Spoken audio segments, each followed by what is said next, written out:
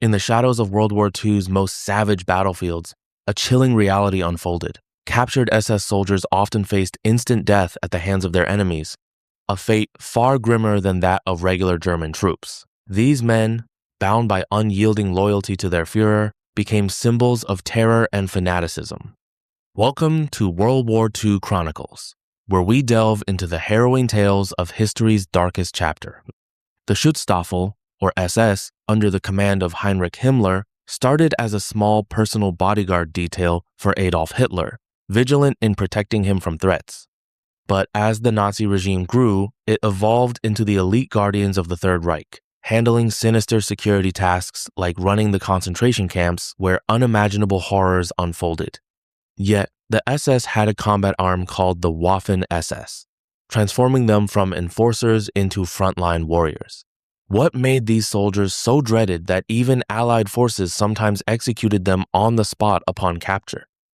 The answer lies in their ruthless legacy. The Waffen-SS plunged deep into atrocities across the war, from orchestrating mass executions to waging merciless campaigns against partisans and civilians.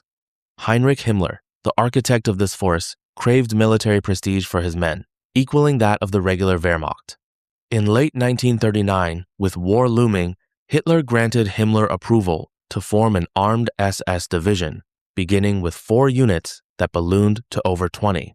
500,000 men served in these ranks, operating under their own hierarchy.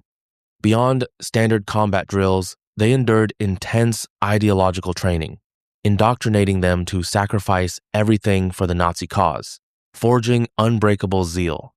Allied troops clashing with them encountered foes armed with superior gear, like the rapid-fire MG-42 machine guns and formidable King Tiger tanks, often outclassing Wehrmacht equipment. After the D-Day landings in 1944, whispers spread among Allied ranks that SS captives warranted no mercy, leading some to shoot them immediately, a clear violation of war rules. But how did this deadly prejudice take root? Rumors of SS barbarity had reached the Allies long before, linking them to the Holocaust's machinery and wholesale slaughter. Divisions like Totenkopf and Das Reich gained infamy for massacres, gunning down hundreds in villages. During the Battle of the Bulge in 1944, SS troops in the Malmedy Massacre murdered 84 American prisoners in cold blood, their bodies left in snowy fields as a stark warning. The SS routinely executed captured commandos from Britain, Canada, and America, breeding a cycle of vengeance. As one American veteran recalled, "If they bore those SS runes, we showed no quarter, haunted by what they did to our comrades." Meanwhile, SS fighters earned notoriety for battling to the bitter end, refusing surrender even when encircled or gravely injured, turning every encounter into a life-or-death struggle. Some feigned capitulation, only to unleash hidden weapons, eroding trust in any white flag they raised. A soldier from Britain's 11th Armored Division shared, "We soon learned an SS man's surrender could be a trap, their deceit fueling our caution." What happened next in the war's closing acts amplified this fury.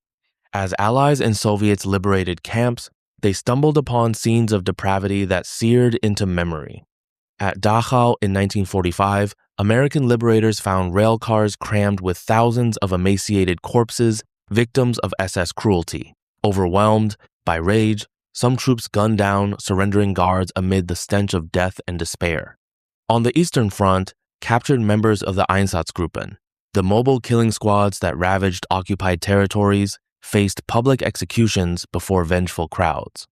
The SS uniforms betrayed them instantly, with lightning bolt runes on collars and blood-type tattoos under the left arm, marking A, B, AB, or O in a tiny script. Desperate to evade justice, some burned off these tattoos in the war's twilight, but most stood out like beacons in chaos. On the brutal Soviet front, the clash with the Red Army turned genocidal, as SS units massacred those deemed inferior under Nazi ideology, torching villages in anti-partisan sweeps.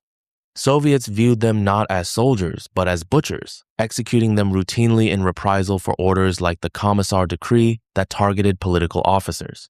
Official Allied directives insisted on Geneva Convention treatment for all prisoners, upholding humanity amid horror.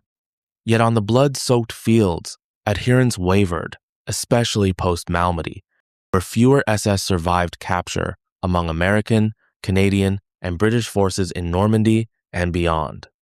Commanders often overlooked such acts, empathizing with troops' raw emotions and the SS's vile repute. Indoctrination convinced SS men that enemies, particularly Soviets, would torture them if taken, spurring suicidal stands. In the war's frantic finale by 1945, as Germany crumbled, discipline frayed, exhausted victors glimpsed victory, but civilians vented fury by lynching SS stragglers in streets, while even Wehrmacht peers blamed them for dragging out the agony, leading to impromptu killings. To wrap it up, SS troops met swift ends upon capture due to their trail of war crimes, earning a fearsome name for savagery. Their fanatical resistance and occasional ruses made them perilous to detain, while allies sought payback for slain brothers in arms. Their distinct markings sealed fates, preventing camouflage among ordinary Germans. Though countless SS perished violently, a few concealed pasts and slipped into peacetime obscurity, dodging accountability. Thanks for watching. If you enjoyed this video, hit subscribe and share in the comments what you would like to see next. Thanks again for watching.